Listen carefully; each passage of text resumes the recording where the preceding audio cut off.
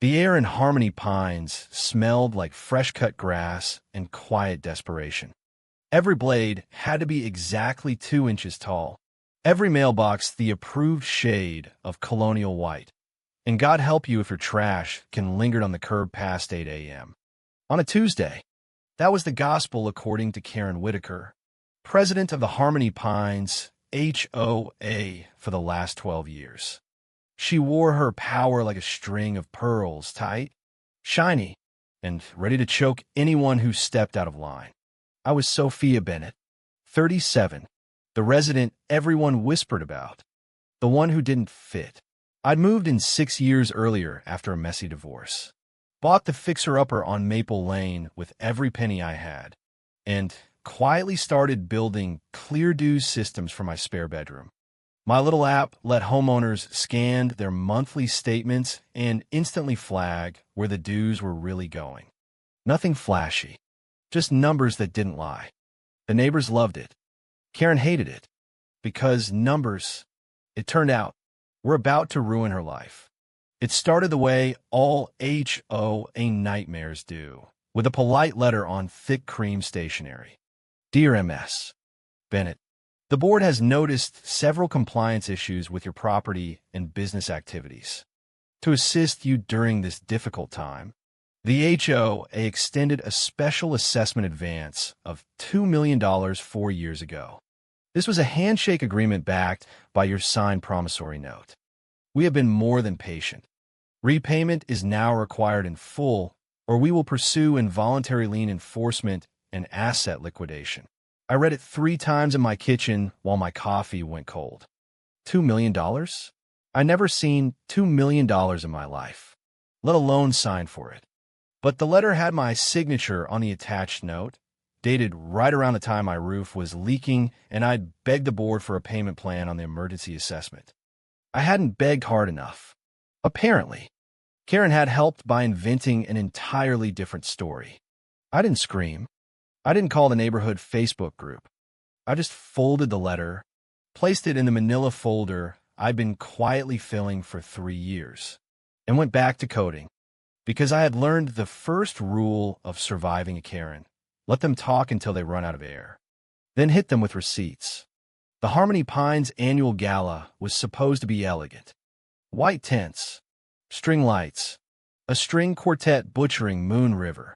Karen stood on a makeshift stage in a gold sequin dress that probably cost more than my first car, microphone in one hand, glass of Chardonnay in the other. She was in full benevolent dictator mode. 40 years of Harmony Pines, she cooed, and none of it would be possible without the vision of our future, my incredible vice president, Brooke Ellis. The crowd clapped like trained seals. Brooke rose in her shimmering gown, waving like she'd just cured cancer instead of approving 3 new speed bumps last month. I sat at the volunteer table in my plain navy dress, the one Karen had personally suggested because brighter colors draw the eye and we want focus on the real contributors. I had spent 3 months negotiating the catering contract, auditing the quarterly financials that were handed out in the gift bags, and catching a $40,000 overcharge on the tent rental. Saved the HOA a fortune. Karen didn't mention any of it. Instead, she leaned down, covered the mic, and whispered loud enough for the board table to hear, Sophia, the valet validation for the VIPs is glitching. Be a dear and handle it before Senator Hargrove's driver throws a fit. I stared at her, the same woman who had once patted my shoulder at a board meeting and said, we just need someone reliable to handle the boring stuff so Brooke doesn't get bogged down. Reliable. The HOA version of You're the Help. That night, I didn't park cars. I walked out of the tent, past the valet stand, straight to my car, and sat in the dark parking lot watching luxury SUVs roll by. I realized then that no amount of competence would ever beat entitlement in Harmony Pines. Competence was invisible. Entitlement got the spotlight and the microphone. That was the night clear dues systems stopped being a side project and became my weapon. I built it in secret at first. The HOA financials were a black box, handwritten ledgers, vague maintenance line items, zero transparency. My app let any homeowner upload their statement and watch the money flow in real time. Red flags popped up instantly. Duplicate payments, unexplained transfers, vendors that didn't exist. I tested it on my own statements. Within a week, it flagged 3 consulting fees routed to a Delaware LLC called Whitaker Heights. The registered agent? Sylvia Prentice, Karen's doubles tennis partner and best friend since college. I didn't post it. I didn't brag. I just kept coding, kept documenting, kept eating rice and beans so I could pay the server bills. Because I knew the second Karen smelled a threat, she would come for me the way she came for anyone who dared question the sacred 2-inch grass rule. And she did. The process server showed up at 7:14 a.m. on a Thursday while I was in the middle of a Zoom with my first paying client, a retired engineer who wanted to audit his own HOA 3 states away. The man in the cheap suit handed me the thick envelope like it was a parking ticket. You've been served. MS. Bennett. Harmony Pines, HOA versus Sophia Bennett. Petition for involuntary lien enforcement and asset liquidation regarding $2 million unpaid special assessment. My team watched through the glass conference room door, coffee cups frozen halfway to their mouths.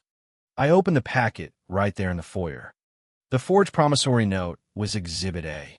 My signature looked perfect until you ran it through forensic software. The affidavit from Karen and her husband Hank swore they had personally authorized the transfer to save my struggling home business. The narrative was airtight if you didn't look too closely. I was the reckless single mom who'd burned through the HOA's generosity and was now hiding assets behind corporate jargon. I didn't panic. I called my attorney, Renee Parkman, the same woman who'd once told me, in HOA court, you don't win with emotion. You win with arithmetic. Then I went back to my desk, opened the folder I'd been building since the night of the gala, and started the subpoena process for the IRS transcripts and every wire transfer record tied to Whitaker Heights, LLC. Because I had learned the second rule of surviving a Karen. While they're busy rewriting history, you quietly build the trap they're about to walk into. The rumors started the same day the filing hit the public docket. My next-door neighbor accidentally left a printed copy of the petition on my windshield with a sticky note, thoughts and prayers. Girl. At the weekly board meeting, Karen stood at the podium in a cream pantsuit that screamed, I'm the victim here, dabbing her eyes with the same linen handkerchief she used for every performance. We didn't want it to come to this. She sniffled to the 30 homeowners crammed into the community center. We offered Sophia every possible grace. We extended the special assessment as a family, excuse me, as a community would, and now she refuses to acknowledge the debt. It breaks my heart. Brooke sat in the front row, chin lifted exactly the way Karen had taught her, looking every inch the innocent vice president who had just wanted to help. Hank, Karen's husband and board treasurer, nodded solemnly beside her like a granite statue of disappointment. The same rhythmic nod he gave every time Karen made a point. They were machine. A well-dressed, HOA-approved machine. I sat in the back row wearing the same navy dress from the gala. I didn't speak. I just watched Karen perform the role of the heartbroken HOA matriarch with Oscar-worthy dedication. Her shoulders shook just enough to be visible to the retired teachers in row 3, but not enough to ruin the line of her silk blouse. It was the same sound I'd heard her use to guilt the landscaping crew into unpaid overtime and a shame residents into donating to her beautification fund. After the meeting, she cornered me in the parking lot, voice dripping honey and arsenic. Sophia, darling, we can still fix this. Just sign the repayment plan. We don't want to see you lose your little app business. It would be so tragic. I looked her dead in the eye and smiled for the first time in weeks. You're right, Karen. It would be tragic. For you. She blinked. The smile faltered for half a second, the first crack in the porcelain mask. Then she recovered with a tinkling laugh. Always so intense. Sophia. It really puts people off. Look at Brooke. She's relaxed. She glows. I drove home that night and added the parking lot conversation to my digital paper trail. Time-stamped. Recorded on my phone. Because rule number 3 of surviving a Karen is simple. Document everything. They will lie with the confidence of people who have never been told no. You just have to make sure the judge hears the truth first. Renee and I spent the next 3 weeks building the cage. Subpoenas flew. Bank records arrived in thick FedEx envelopes. The IRS transcripts landed like a bomb at 9 a.m. The morning of the hearing. They showed the $2 million had left the HOA's emergency reserve account on the exact date Karen claimed she'd wired it to me. But it had never touched my books. Not my personal account. Not Clear systems. Not even my PayPal. It had gone straight to Whitaker Heights, LLC. The registered agent address led to Sylvia Apprentice's gated mansion 2 streets over. The same Sylvia who played tennis with Karen every Tuesday and whose pool had been renovated last summer with special community funds. The beneficial owner listed on the Delaware filing? Karen Whitaker herself. I stared at the screen until my eyes burned. They hadn't loaned me money. They had moved it from the left pocket of the HOA to the right pocket of Karen's lifestyle and then accused me of stealing it. Classic Karen math. Your dues become her new marble countertops. And when the books don't balance, the outsider gets the bill. Renee slid the folder across my desk with a razor-sharp smile. We're not filing a simple motion to dismiss. We're filing an answer with counterclaims, sanctions, and a supplemental exhibit list that includes a voicemail I'm pretty sure will make the judge need blood pressure medication. I looked at the clock. 4:30 p.m. Court clerk closed at 5 o'clock. Do it, I said. We filed at 4:59. Sterling. Karen's slick attorney with the highway billboards and 2 shiny suits. Would get the notification but wouldn't see the exhibits until tomorrow morning. He'd spend the night sweating in the dark. Exactly the way they had made me sweat for 3 years. That night, I didn't sleep. I sat on my back porch listening to the crickets and the distant hum of Karen's perfectly manicured lawn sprinkler. I thought about the rice and beans months, the 3 a.m. coding sessions, the neighbors who had quietly installed my app and started asking questions about where their money really went. I thought about the safety officer who had emailed me last year after my app flagged unsafe pool chemical storage at the community center, chemicals Karen had signed off on to save a few bucks. I wasn't the problem resident anymore. I was the one holding the match. The courtroom smelled like floor wax and fear. Judge Halverson, an older man with wire-rimmed glasses and a face carved from Virginia oak, looked over the bench at the packed gallery of Harmony Pines residents who had shown up to watch the public execution of the woman who dared question the 2-inch grass rule. Karen sat at the plaintiff's table in the same cream suit from the gala, dabbing her eyes with theatrical precision. Brooke sat beside her, chin lifted in practiced moral superiority. Hank nodded solemnly every time their attorney Sterling made a point. The machine was running at full power. Sterling paced like he was closing a slam-dunk case. Your Honor, we are not here out of malice. We are here out of necessity. The Harmony Pines HOA extended every possible grace to MS. Bennett, we offered support. We offered guidance. And finally, we offered a $2 million lifeline to save her struggling home business from collapse. Instead, the money vanished, and she now refuses to acknowledge the debt. I kept my hands folded on the table exactly as Renee had coached. Statue mode. Let them talk until they ran out of air. Karen took the stand next. The tears were Oscar-worthy. I just don't understand how it came to this, she sobbed into the microphone.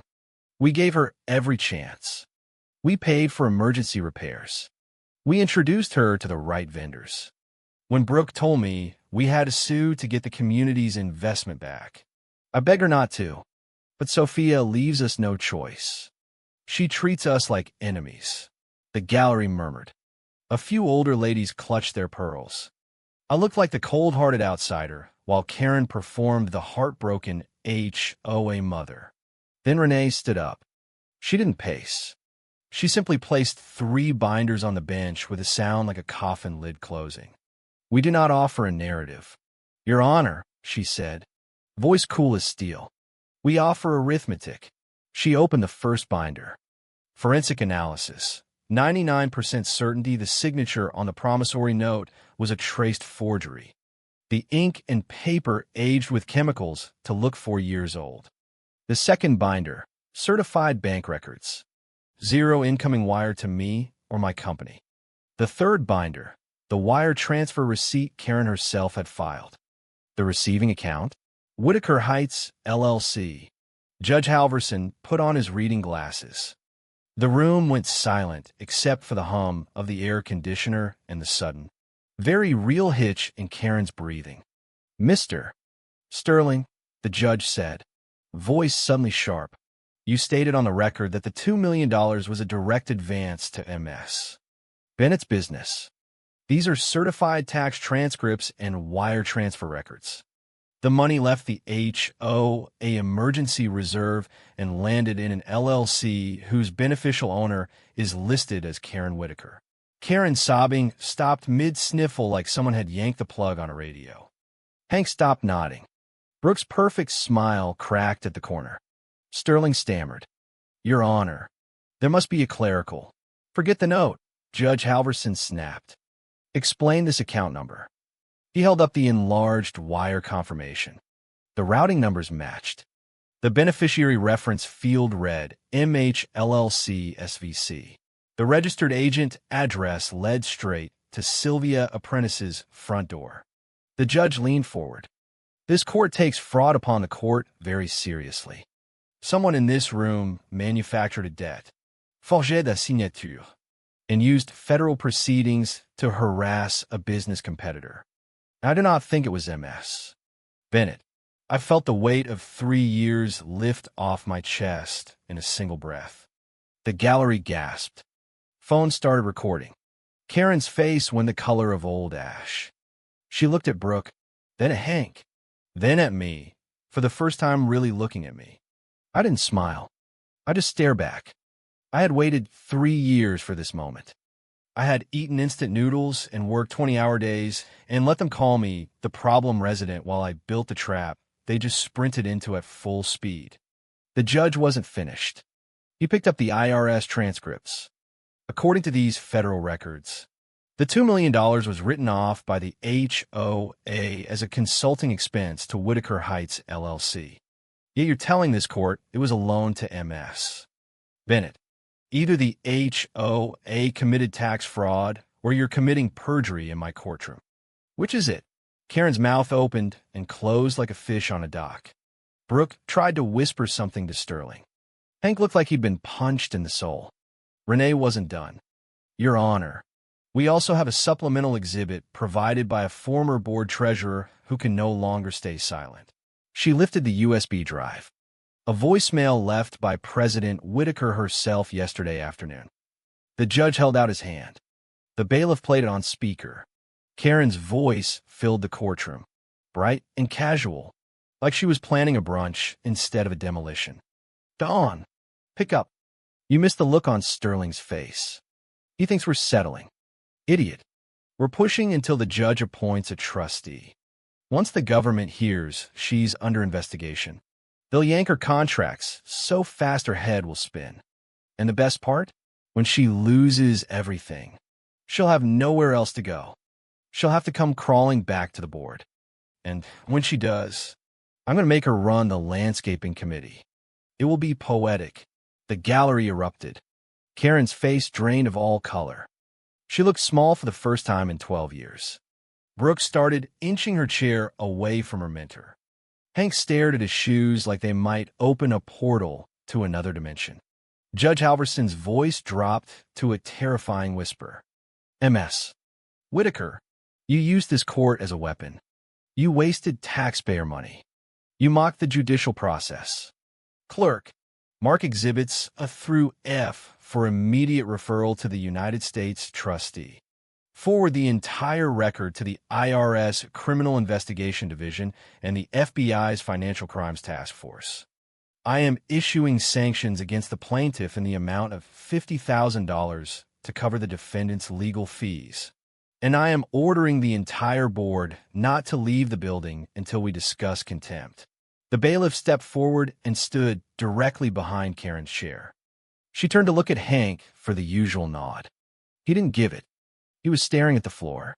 Sterling tried one last desperate save. Your Honor, I was assured the documents were authentic. You signed the filing.